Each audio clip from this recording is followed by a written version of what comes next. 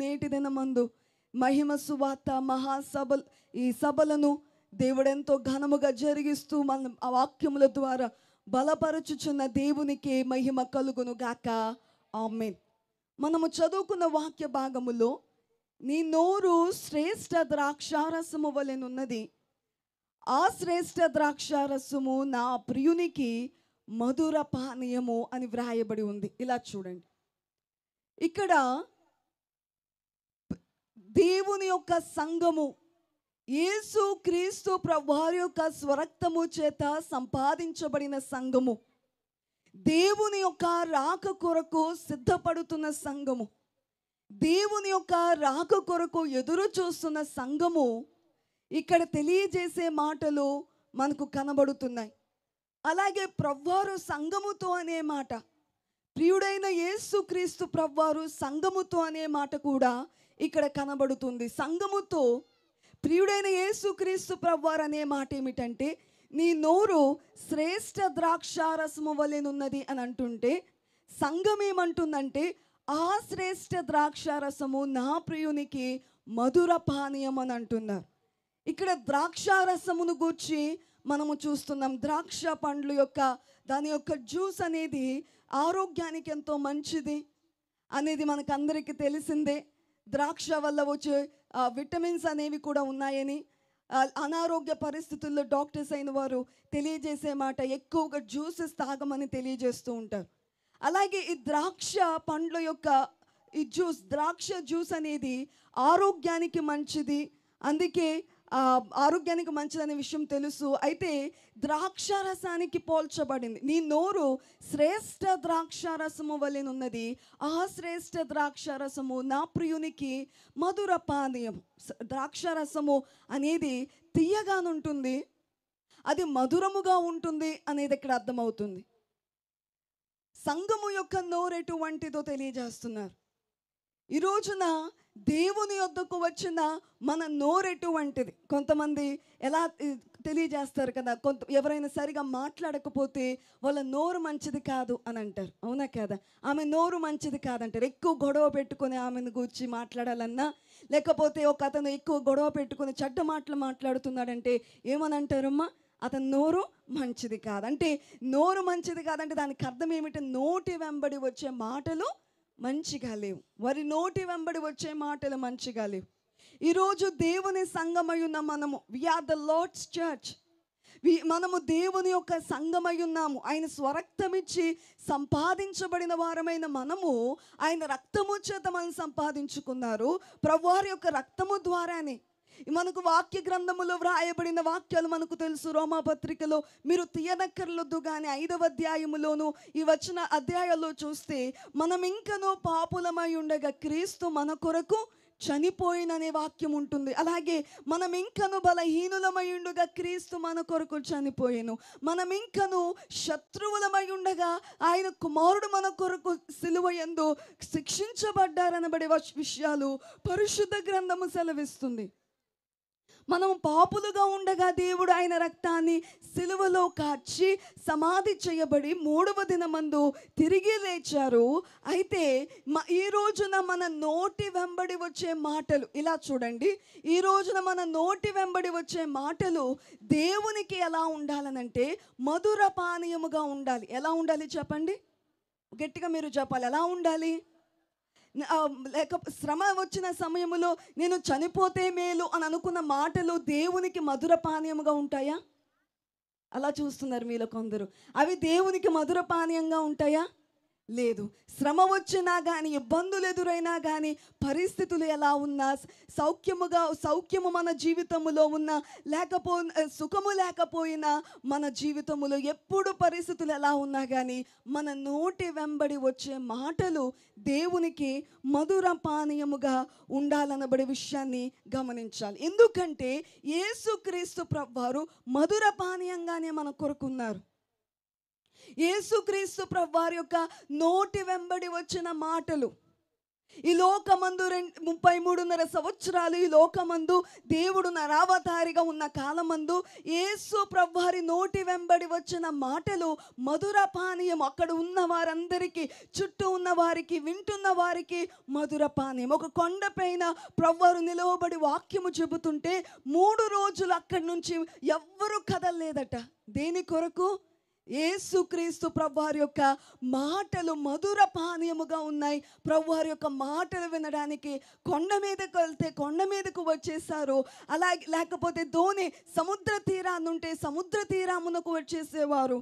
అలాగే ఒకవేళ అరణ్యములో ప్రభువారు ఉంటే అరణ్యములోనికి వచ్చేసేవారు. ప్రభు ఎక్కడికి వెళితే అక్కడికి వెళ్ళిపోయేవారు. ఎందుకనంటే యేసుక్రీస్తు ప్రభువారి యొక్క నోటి వెంబడి వచ్చిన మాటలు మధుర పానీయము. అక్కడున్న రోగులైన వారికి మధుర పానీయము, అక్కడున్న పాపులైన వారికి మధుర పానీయము, అక్కడ ఉన్న వెలివేయబడిన వారిగా ఉన్న వారికి యేసుక్రీస్తు ప్రభువారి యొక్క మాటలు ఎలా ఉన్నాయంటే మధుర పానీయము. మత్తయి సువార్త 11వ అధ్యాయము 28వ వచనములో మనము చూస్తే 11:28వ వచనములో మనము చూచినట్లయితే ప్రయాసపడి భారము మోసుకొనుచున్న సమస్త జనులారా నా యొద్దకు రండి, నేను మీకు విశ్రాంతి కలుగచేతును. బోలో యేసు మహారాజుకి.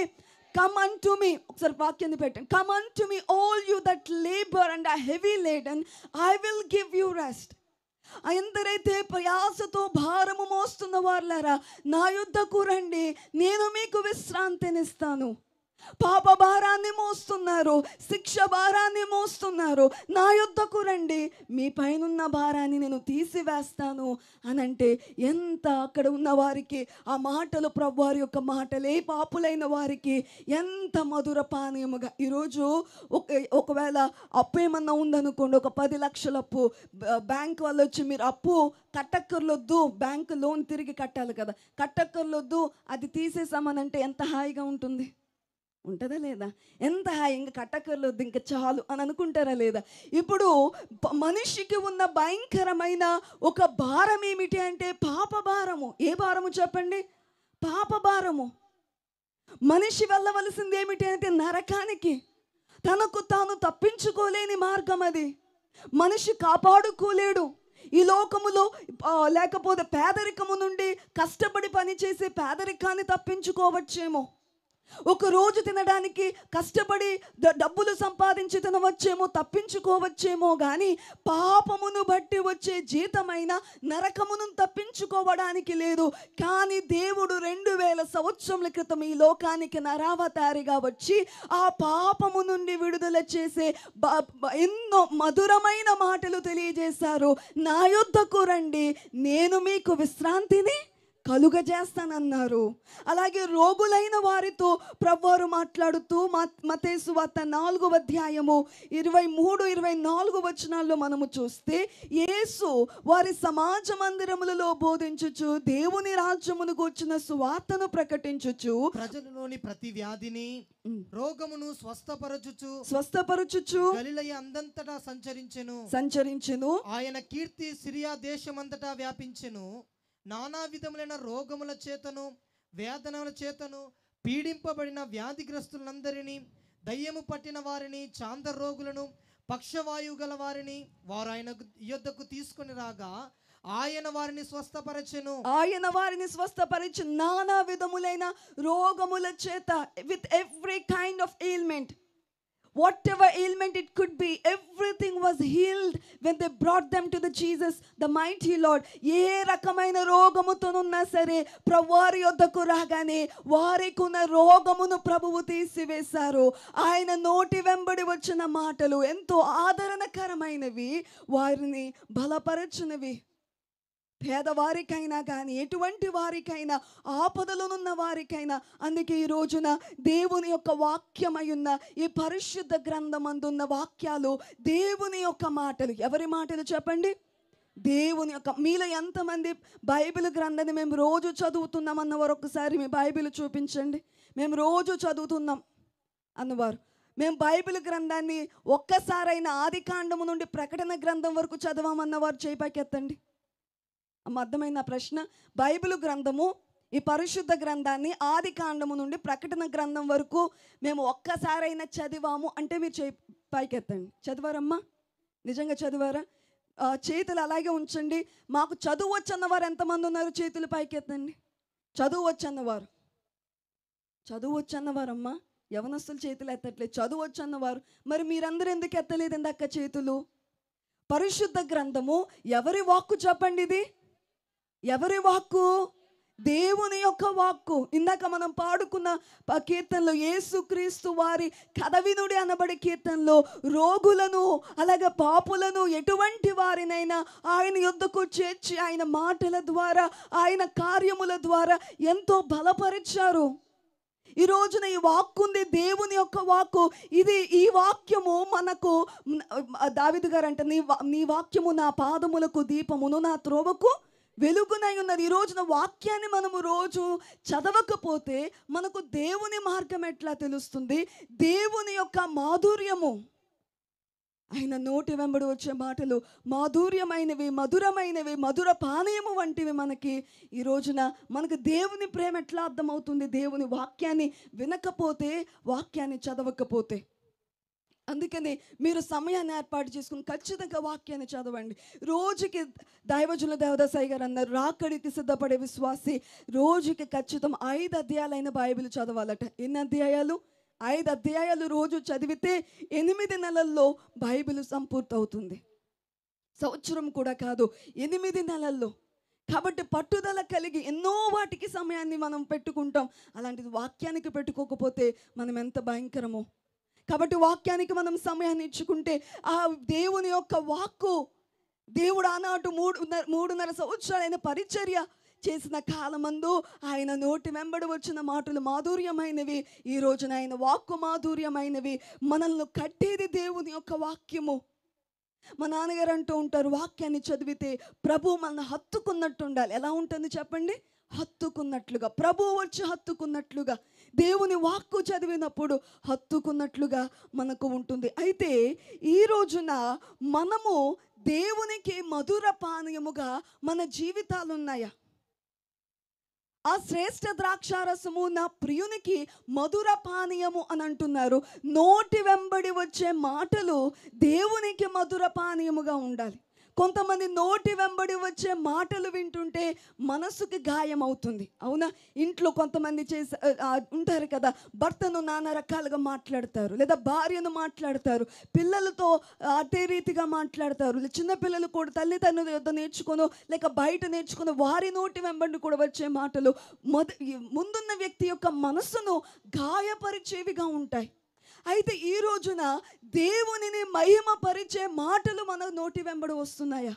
మొట్టమొదటిగా మన జీవితములో దేవునికి మధుర పానీయాన్ని మనం ఇవ్వాలనంటే, if you want to give the sweetness to the lord in your life, మీ జీవితాలు, మన జీవితాలు దేవునికి మధుర పానీయముగా ఉండాలంటే మొట్టమొదటిగా మనకు ఉండవలసినది ఏమిటంటే ప్రార్థన జీవితము. ఏ జీవితము చెప్పండి?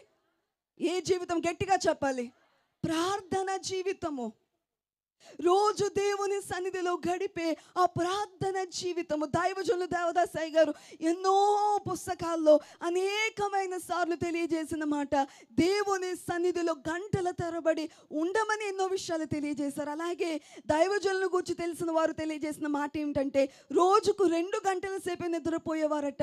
మిగతా సమయాన్ని ప్రార్థన చేసుకోవడానికి, సన్నిధి చేయడానికి, వాక్యాన్ని చదవడానికి, సువార్త ప్రకటించడానికి, ఇతరులను తర్పీదివ్వడానికి దైవజనుల సమయాన్ని వాడేవారట. ఎక్కువ సమయము ప్రార్థన. ఈ రోజున రోజుకి 24 గంటల్లో మనము 10వ వంతు అని చూస్తే 2:40 నిమిషాల సమయము 10వ వంతుగా ఉంది. ఈ రోజున మన జీవితాల అంత సమయాన్ని మనం దేవునికి ఇస్తున్నాము. రోజుకి 2 గంటల 40 నిమిషాల సమయం అంటే 10వ వంతు, 10%. 10% అది రోజులో 10%. ఈరోజు అంత సమయము నాకు తెలిసి ఎక్కడో ఒకరో ఇద్దరో ఉండొచ్చేమో అంత సమయాన్ని ఇచ్చేవారు. కానీ ఈ రోజున మనం దేవుని సన్నిధిలో ప్రార్థించేవారు. మనకు నిన్న విన్నట్లుగా 7 రకముల ప్రార్థనలు ఉన్నాయి. ఒకటేమో సామాన్య ప్రార్థన. మీరు నిన్న విన్నారు కాబట్టి చెప్పేయండి. మొదటి ప్రార్థన ఏమిటి? సామాన్య ప్రార్థన. 2 కన్నీటి ప్రార్థన, 3 ఉపవాస ప్రార్థన, 4 ఆసక్తి ప్రార్థన, 5 అత్యాశక్తి ప్రార్థన, 6 రోదన ప్రార్థన, 7 దైవశక్తి ప్రార్థన. ఈ రోజున ఈ ప్రార్థనలు జరగాలి. ఏదో మోకరించామా, లేదా 2 ప్రార్థనలు చేసామా, లేక తినే ముందు చేసుకున్నాం, అదే ప్రార్థన అనుకుంటారు కొంతమంది. అదే ప్రార్థన జీవితం అంటారు. కాదు కాదు. గదిలోనికి వెళ్ళి మోకాళ్ళుని కన్నీళ్లు కార్చుచు ఎలుగెత్తి దేవుని సన్నిధిలో ప్రార్థన చేయాలి. ఈరోజు నీ కుటుంబంలో ఉన్నవారు రక్షించబడుటకు నువ్వు ప్రార్థన చేయాలి. నీ ఇరుగు పొరుగు వారు రక్షణలోనికి రావడానికి, నిజమును తెలుసుకోవాలని, సత్యమేమిటో వారు గ్రహించాలని నువ్వు దేవుని సన్నిధిలో కన్నీళ్లు కార్చాలి. ఈ రోజున ఆ రెస్పాన్సిబిలిటీ, ఆ బాధ్యత మనలో ప్రతి ఒక్కరికి ఉంది. ప్రతి ఒక్కరికి ఉంది. రక్షించబడ్డామా లేదా మనము? రక్షించబడిన మనము, మన చుట్టూ ఉన్నవారు రక్షింపబడే ఆ బాధ్యత మనలో ప్రతి ఒక్కరికి ఉంది. అదేమిటంటే వారి కొరకు కన్నీళ్లు కార్చి ప్రార్థన చేయుట, విజ్ఞాపన దేవుని సన్నిధిలో చేయడము. ఈ రోజున ప్రార్థన ఎంతో ముఖ్యము. సంఘమంతా ఆసక్తితో ప్రార్థన చేశారు. ఈరోజు సంఘములో ఉన్నవారు ఆసక్తితో ప్రార్థన చేయాలి. ఈ రోజున దానియేలు గారి యొక్క ప్రార్థన చూస్తాము. ఆయన ఎన్ని సమస్యలు ఎదురైనా కానీ, ఎన్ని ఆటంకాలు వచ్చినా కానీ ఖచ్చితంగా ఆయన ప్రార్థన మాత్రము మానలేదు. కొంతమంది శ్రమ వచ్చినప్పుడు ప్రార్థన చేస్తారు, సుఖం ఉన్నప్పుడు ప్రార్థన చేయరు. కొందరేమో సుఖముగా ఉన్నప్పుడు జీవితం, అప్పుడు ప్రార్థన, అప్పుడు దేవుడు కావాలి, కష్టము రాగానే మాకెందుకు ఈ కష్టము అని చెప్పి ప్రార్థన చేయరు. కానీ అట్టివారిగా కాదు, పరిస్థితులు ఎట్లా ఉన్నా ప్రార్థన జీవితం ఉండాలి. అయితే అన్నిటికన్నా అది దేవునికి మధుర పానీయము. నువ్వు దేవుని అడుగుట దేవునికి మధుర పానీయం. అందుకే ఉంటుంది కదా, మనోవిచారము కూడదు నీ కనబడే కీర్తనలో, నీవు అడుగుట. ఆ పాట తెలుసు కదా మీకు అందరికీ పాట. నీకు కావలసినవి అడుగుము, నేను తప్పగా ఇచ్చెదను. నీకు కావలసినవి అడుగుము, నేను తప్పగా ఇచ్చెదను. నీవు అడుగుట ముచ్చట, నీకు ఇచ్చుట నాకు దము, నీవు అడుగుట ముచ్చట నాకు, నీవు అడుగుట ముచ్చట నాకు. మైలో విచారము కూడదు నీకు, మహిమాతలంపుని కావలిను. బోలో యేసు మహారాజుకి. ఏమిటంటే దేవునికి నీకు ఇచ్చుట నాకానందము, నీవు అడుగుట. మనం అడుగుట దేవునికి ఎట్లా ఉంటుందట? ముచ్చటగా ఉంటుంది. చిన్నపిల్లలు అడిగితే పెద్దవారికి ఎలా ఉంటుంది? ముచ్చటగా. దేవుడు ముచ్చట పడతారట మనం అడిగితే. అందుకే ప్రార్థన చేయాలి. దేవునికి ప్రార్థన అనేది మధుర పానీయము. అన్నిటిలో గొప్ప ప్రార్థన ఏమిటంటే ప్రభువైన యేసు రమ్ము అనబడే ప్రార్థన. మరణాత మరణాత, ప్రభువైన యేసు అనబడే ప్రార్థన దేవునికి ఎంతో మధుర పానీయము. రెండవదిగా దేవునిని స్తుతించడమే. మన జీవితములో స్తుతి కలిగి ఉండడమే, స్తుతి జీవితాన్ని కలిగి ఉండడమే. నాకు అది లేదు, ఇది లేదు, అది కుదరలేదు, నాకు ఇది కుదరలేదు అనేది, అలాంటి సనుగు ఉంటే దేవునికి మధుర పానీయము కాదు. తృప్తి లేకపోతే అది మధుర పానీయము కాదు. కొంతమంది ఎంతసేపు అది లేదు ఇది లేదని అంటారు. కానీ అలా కాదు. దేవా మీరు నాకు ఇచ్చారు, అన్నీ ఉన్నాయి, అన్నిటికన్నా మీరు నాకున్నారు కనుక మీకు స్తుతి చేయడమే దేవునికి మధుర పానీయము. అలాగే విశ్వాస జీవితాన్ని కలిగి ఉండడమే, మన విశ్వాసాన్ని నిలవబెట్టుకోవడమే, పడిపోకుండా చూసుకోవడమే దేవునికి మధుర పానీయము. నాలుగవదిగా పరిశుద్ధముగా జీవించడము దేవునికి మధుర పానీయము. నేను పరిశుద్ధుడై ఉన్నట్లు మీరును పరిశుద్ధులై ఉండు. ఈ రోజున మన పరిశుద్ధతను కాపాడుకున్నటే దేవునికి మధుర పానీయం. ఐదవదిగా సువార్త, ఇతరులకు క్రీస్తు ప్రభువారిని గూర్చి ప్రకటించుట దేవునికి మధుర పానీయం. మన పట్ల దేవుడు ఎట్టి కార్యములు చేశారో, మనల్ని ఎలా రక్షించుకున్నారో ఇతరులకు తెలియచేయుట దేవునికి మధుర పానీయము. ఈరోజు దేవుని సన్నిధిలోనికి వచ్చిన మనలో ప్రతి ఒక్కరము దేవునికి ఏమిద్దామో చెప్పండి. మీరు గట్టిగా చెప్పాలి. ఏమిద్దాము దేవునికి? ఏమిద్దాము? మీరు గట్టిగా చెప్పట్లేదు. ఏమిద్దాము దేవునికి? మధుర పానీయాన్ని. ఏమివ్వాలి మనము?